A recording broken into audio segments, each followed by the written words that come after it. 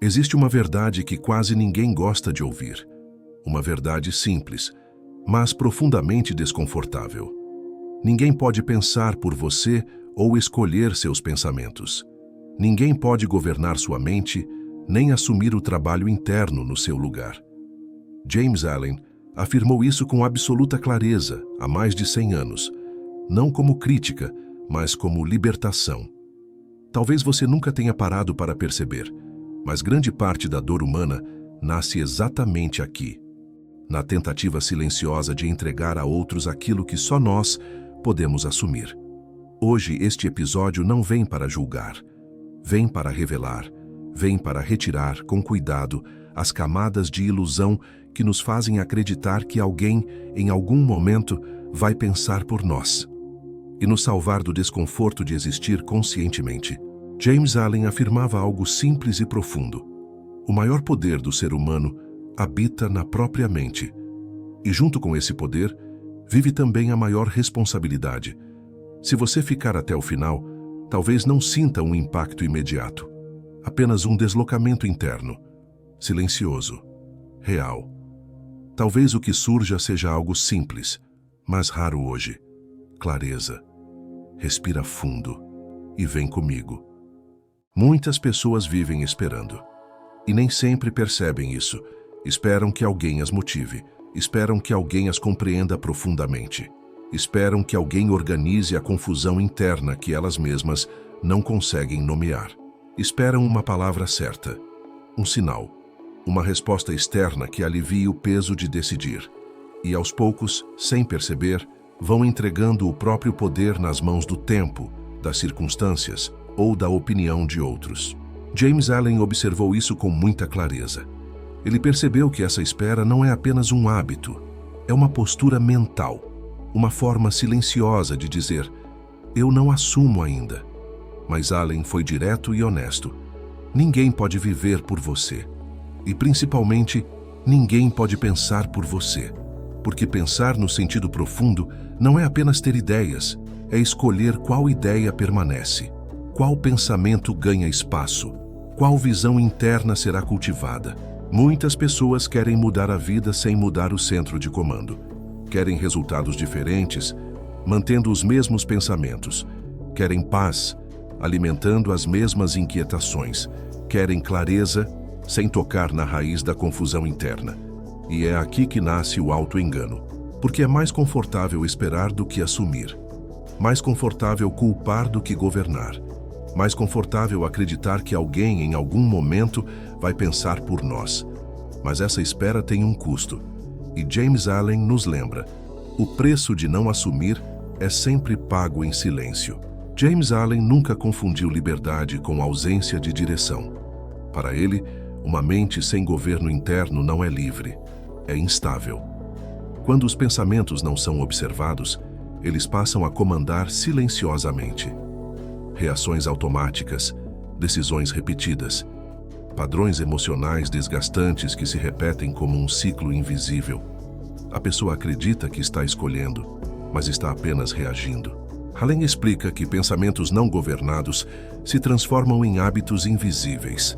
E hábitos invisíveis se tornam destino, não por castigo, não por acaso, mas por coerência interna. A mente segue o caminho que ela mesma constrói. Se ninguém assume o leme, o barco não para. Ele apenas deriva. E muitas pessoas chamam essa deriva de vida. Aqui entramos em um dos ensinamentos mais profundos de James Allen. Ele afirma, sem rodeios, que o ser humano é o único responsável pelo próprio estado mental. Não é o mundo, não são as pessoas, não são as circunstâncias. São os pensamentos que escolhemos sustentar quando ninguém está olhando. Isso não significa negar a dor. Não significa fingir força. Não significa ignorar dificuldades reais. James Allen não era ingênuo. Ele sabia que a vida impõe desafios, mas ele compreendia algo essencial. A resposta interior sempre vem antes da experiência exterior. Duas pessoas atravessam a mesma situação, recebem a mesma notícia, vivem a mesma perda, enfrentam o mesmo desafio. Uma se torna amarga, a outra amadurece. O que muda? Não é o evento, É o pensamento mantido em silêncio após o evento. É aquilo que a mente repete quando o barulho externo cessa. Allen nos convida a olhar para isso sem culpa, mas com honestidade. Porque enquanto acreditamos que o mundo define nosso estado interno, permanecemos reféns. Mas no momento em que assumimos a responsabilidade mental, algo muda de lugar. Não fora, dentro. James Allen observou que muitas pessoas entregam o governo da mente de formas muito sutis. Elas dizem: quando tudo melhorar, eu fico em paz. Quando alguém mudar, eu mudo. Quando a vida ajudar, eu avanço. Sem perceber, estão afirmando algo profundo. Meu estado interior depende do exterior. Allen chama isso de escravidão mental, porque quando você entrega o controle da mente às circunstâncias, você perde autonomia. E onde não há autonomia interna, não há prosperidade verdadeira. Não há estabilidade. Não há crescimento real. A mente passa a viver em reação, não em direção. E uma mente reativa nunca constrói o próprio caminho. Apenas responde ao que aparece. James Allen viveu de forma simples, silenciosa, coerente. E isso não foi acaso. Ele acreditava que o verdadeiro trabalho acontece onde ninguém aplaude, no pensamento escolhido pela manhã, na intenção mantida durante o dia, na vigilância silenciosa da mente quando ninguém está olhando. É por isso que seus ensinamentos não são rápidos, não são fáceis, não são espetaculares, mas são libertadores, porque devolvem o poder para onde ele sempre esteve, dentro. Quando uma pessoa começa a governar os próprios pensamentos, algo muda de forma quase imperceptível. Ela reage menos, observa mais, escolhe melhor, não porque a vida ficou fácil, mas porque a mente ficou estável. James Allen ensina que a estabilidade mental cria força silenciosa. Essa força não grita, não se impõe, não precisa provar nada, ela simplesmente sustenta. E quem sustenta a própria mente não se perde com facilidade. Um erro comum é confundir governo mental com rigidez. James Allen não defendia controle duro, nem repressão.